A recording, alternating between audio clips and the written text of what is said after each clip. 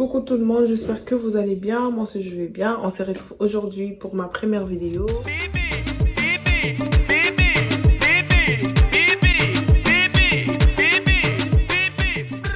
J'espère que vous allez vous abonner, liker et partager parce que voilà, c'est ma première vidéo. J'ai pas encore trop d'expérience sur ça, mais je vais quand même parler. Je vais vous parler de mon accouchement parce que là, je suis mère de 2 enfants. Donc une fille et un petit garçon de 9 mois et une fille de 3 ans. Donc je vais vous parler un peu de mon accouchement des 2 enfants. Je vais pas faire après mes vidéos deuxième, non. Je vais parler bref. Je vais parler de ma première fille. Je suis tombée enceinte de ma fille, c'était pas du tout facile. Ma fille, c'est vraiment un enfant qu'on a toujours voulu avec son père. Et en tout cas, ma fille, enfin, je peux dire notre fille, pour bien parler. Notre fille, c'est vraiment notre pierre précieuse, en tout cas. On l'aime beaucoup. On l'aime beaucoup. Quand je suis tombée enceinte de ma fille, j'étais encore étudiante. Je partais à l'école. Donc, j'étais étudiante en marketing, en vrai. Je suis tombée enceinte de ma fille en troisième licence. Donc, du coup, troisième licence. Et j'ai arrêté mes études parce que je suis tombée enceinte. En étant enceinte de ma fille, j'ai passé des moments très difficiles. Très difficiles de ma vie, en tout cas. Être enceinte de ma fille, moi, je me dis, c'est vraiment une expérience que, voilà, je peux jamais oublier. Jamais. Même si elle a 15 ans, 40, 50 ans, je lui dirai. Je vais dire, écoute, toi, t'es une pierre précieuse, en fait. Je peux appeler ma fille miraculeuse parce que c'est vraiment un enfant. Elle m'a apporté beaucoup de bonnes choses. Malgré il y a eu des moments très difficiles, mais elle m'a vraiment apporté de la joie, la paix du cœur, tout ce qui est bien en tout cas. On m'a annoncé, mademoiselle, vous êtes enceinte et tout. J'ai dit, ah bon? Ça m'a vraiment un peu troublée, quoi. Au début, ça m'a troublée. J'ai dit, eh, moi enceinte, à 21 ans, je suis enceinte, devenir maman. Comment ça va se passer? Comment ça va se passer? Qu'est-ce que je vais faire? Et j'ai dit à mon ex-copain, pardon, j'ai dit à mon ex-copain, j'ai dit, écoute, je suis enceinte de 3 mois, donc qu'est-ce qu'on peut faire? Mon ex-copain, il a dit, ah non, Priscilla, pour le moment, je vais pas être bébé. En tout cas, lui il était encore si jeune aussi, hein, donc il était vraiment jeune. On a 4 ans, 5 ans d'écart, on a 5 ans d'écart, donc il était encore jeune, moi aussi j'étais jeune, on avait vraiment besoin de sortir encore, de faire des enjoy en couple, quoi, des jeunes couples, on n'avait pas besoin d'avoir un bébé, quoi. On s'est dit, ah, Priscilla, on va essayer d'avorter si ça marche, oui, si ça marche pas, on le fait avec. Je dis, ok. On a essayé, ça n'a pas pu marcher, on s'est dit, ok, on va garder le bébé.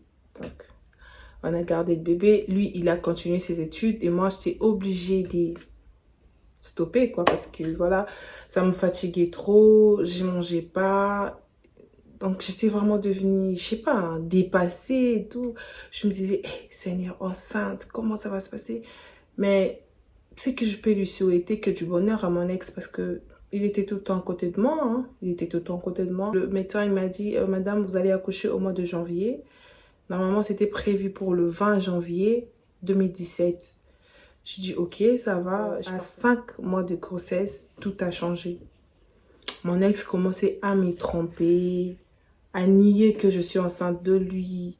Il disait vraiment n'importe quoi, quoi. Il disait des choses qui me mettaient hors de moi. Je me suis dit, wesh, c'est quoi ces bails en fait? C'est pas ton enfant et c'est à qui? Et quand je lui demande ça, il me dit, non, Priscilla, tu vois, les filles, c'est toujours comme ça. Ils créent de problèmes pour rien. Il dit n'importe quoi. Moi, je peux pas dire ça. Tu sais, toi, t'es ma femme. Toi, t'es mère à palais, tout ça. Je peux jamais faire ça. J'ai dit, mère à palais, mais bon. Tellement j'étais amoureuse à l'époque, donc j'étais encore si jeune.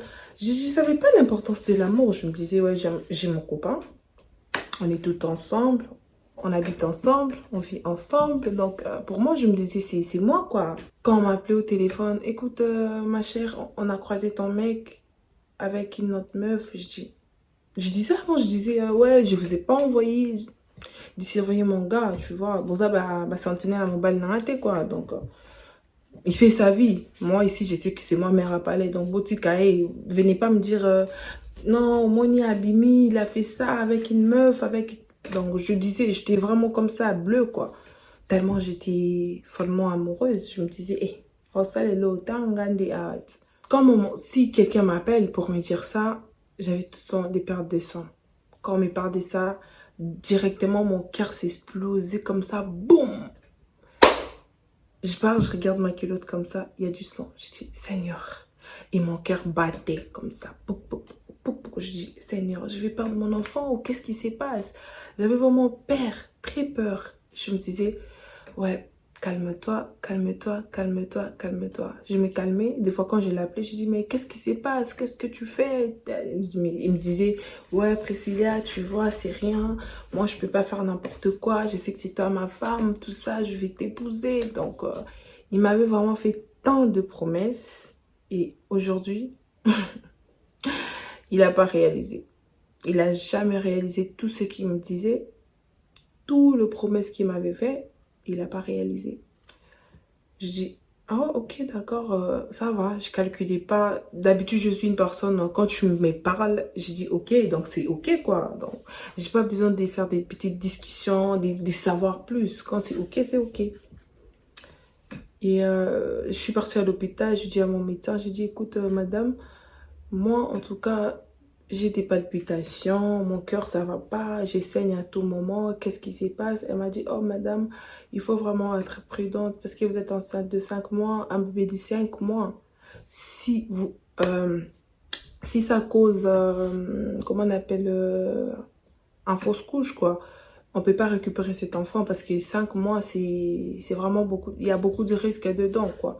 Il faut vraiment prendre soin de vous, évite ton téléphone. C'est ce qu'il m'avait dit. Elle m'avait vraiment dit que je dois éviter mon téléphone, je dois éviter des appels inutiles, je dois éviter tout ce qui m'énerve, en fait. J'ai dit, ok, ça va, je vais éviter. À un moment donné, 6 mois de grossesse, ça va, 7 mois, ça va, 8 mois, c'est là où aussi tout a changé. Ma fille, elle prenait du poids. C'est vraiment un gros bébé. Bref, c'est un gros bébé. On m'a dit à l'hôpital, mais madame, vous devez arrêter de trop manger. Arrête de prendre des sucreries et tout. C'est pas du tout bien. Votre enfant, elle bouge pas trop. Elle a pas trop d'espace. Nous, les skinny comme ça, donc c'est... elle a pas trop d'espace. Donc, évite. Vraiment, vraiment. J'ai dit, ok, ça va. Mais en même temps, je pensais que tous ces moments-là, mon ex, il n'était pas là. Il n'était pas du tout là. Il était là, il m'appelle, Priscilla, comment ça se passe là-bas? Envoie la photo de ton ventre. Poup, tu envoies. Ouais, des trucs comme ça. Lui, c'est des choses comme ça qu'il demandait. Donc, il voulait rien savoir, quoi. Et en 9 mois de grossesse, c'était prévu que j'accouche au mois de janvier 2017. Et ma fille, elle a dépassé. Elle a fait 2 semaines. Enfin, pas 2 semaines, 2 semaines, c'est abusé. Elle a fait 1 semaine de plus dans mon ventre, quoi. Le médecin m'a dit, madame, vous devez venir à l'hôpital le 31 janvier. On va essayer de déclencher votre bébé parce que là, c'est trop. Votre bébé a pris du temps. Selon le calcul, elle a vraiment beaucoup dépassé. 1 semaine, c'est beaucoup. Je dis, ok. J'étais partie toujours avec ma soeur. Ma soeur, elle m'a accompagnée. On est parti à l'hôpital. On est arrivé à l'hôpital. En arrivant à l'hôpital, on m'a donné une chambre. Madame, vous devez vous installer ici. Le 31, ces nuits-là, on m'avait pas fait grand-chose, tu vois, des petits trucs vite fait.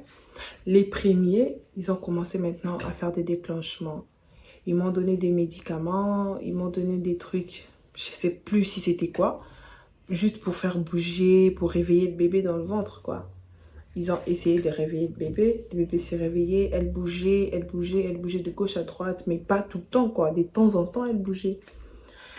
Et le médecin m'a dit, eh, mais madame, votre bébé, elle bouge pas trop, je sais pas qu'est-ce qui se passe. Mon cœur commençait à bouger. Je dis, mais pourquoi elle bouge pas? Pourquoi? Je me posais tant de questions en même temps. Je dis, eh, elle bouge pas, j'ai pas des contractions, j'ai rien du tout.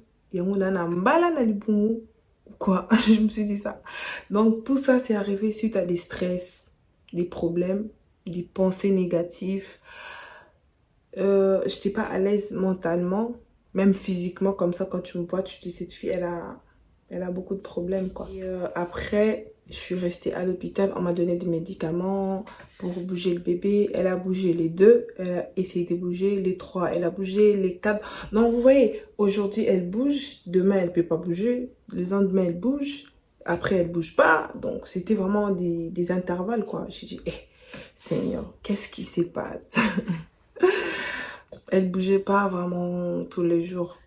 Après, en arrivant les quatre, ma soeur, elle priait. Donc, ma soeur, elle priait. Moi, j'ai prié. Mon ex, il priait. Donc, on a dit, on doit prier parce qu'on n'a pas les choix. Pour les moments, on n'a pas les choix parce que là, on est à l'hôpital. Donc, du coup, c'est qu'on a à faire, les mieux à faire, c'est déprier. Rien que ça. Donc, si tu pries pas, tu sais rien faire.